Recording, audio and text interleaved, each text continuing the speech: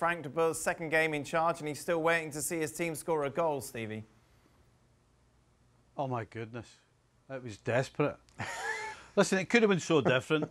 The Vrij had a header in the 5th minute from the middle of the goal, 6 yards out.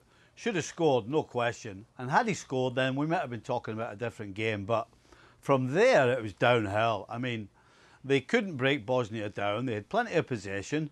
In fact, Bosnia on the break made them look a little vulnerable.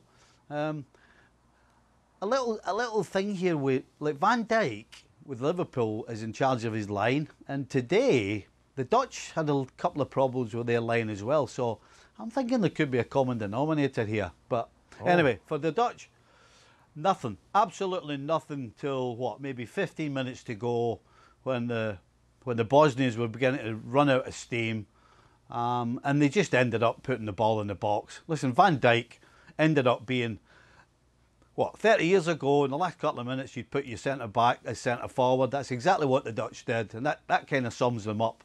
That's how desperate they were. They had Van Dijk playing centre-forward, trying to win headers and knockdowns. So, yeah, it was absolutely desperate for the Dutch. They got a point. They probably deserved a point because Bosnia weren't particularly good, but I'll tell you, it was a long 90 minutes watching it. Why is Van Dijk's game falling apart, Stevie? What's happened? I just think he's too high. I think, listen, when you're defending a line, it's all about percentages. And right now, he's pulling everybody up far too high. It's as simple as that, Dan. You know, sometimes it's always good to try and get things perfect, right? I don't have a problem with that. But when you're gambling, that's just going over the line. I think with Liverpool, he's probably 5 yards too high. And I think today he was doing the same thing with the Dutch back line because the Bosnians got in, I mean, probably 4 times between the first and second half, and this made them look a little vulnerable. It just smacked of what's going on at Liverpool just now. Memphis Depay suspended for this game, Jules. Does that offer Frank de Boer an excuse?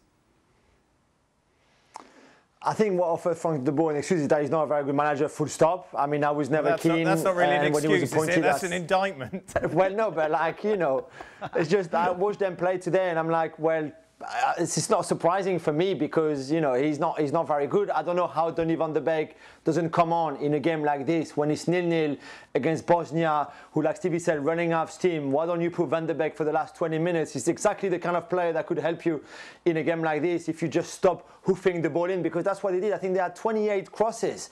28 crosses on Luc de Jong, and then in the end, Virgil van Dijk. I mean, this is not the way Holland played. They've never played like that. And it's not just because Memphis was missing and he's a big miss. Of course he is, because he's been so important for them in that sort of false number 9 role. But just hoofing the ball, that's not Dutch football, you know, for you. And I just don't understand it. And I thought it was so disappointing. And again, for me, de Boer is just not the right guy for that job. It's as easy as that. Stevie, are you as harsh on de Boer?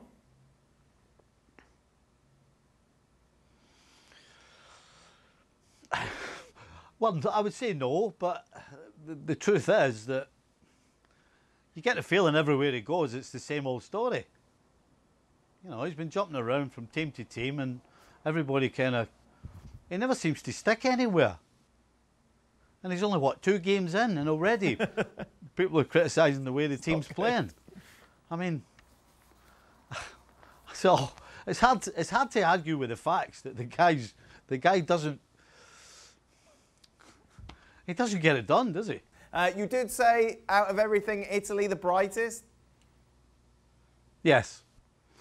Yeah, yes, they didn't score a goal, but they deserved to. Some of their play, you know, they try and go forward. They don't pass the ball around for the sake of passing it. I just like the way they go about it. And I think if they had swapped centre-forwards, if Lewandowski had been playing for Italy today, not Belotti, then I think they would have won this game comfortably. As I said, I like the way they play. They like to get forward quickly. There's nice, neat and short passes.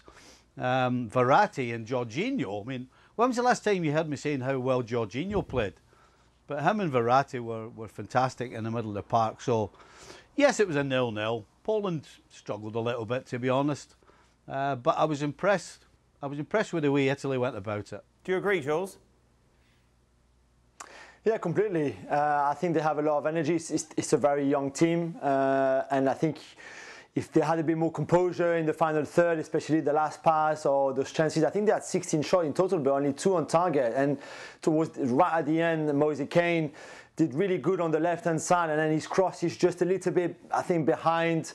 I think Belotti was, or one of the other forwards, and it's just another chance that went missing for Italy. But I'm like Stevie. I like the way they go forward. I like all that energy. They always try to play, and again, it's a working process, and they will learn from a game like tonight and win it next time. But I think there's certainly a lot of promises in the way they play and some of the performances we've seen tonight. Thanks so much for watching ESPN on YouTube. And for more sports highlights and analysis, be sure to download the ESPN app. And for premium content and live streaming, subscribe to ESPN+.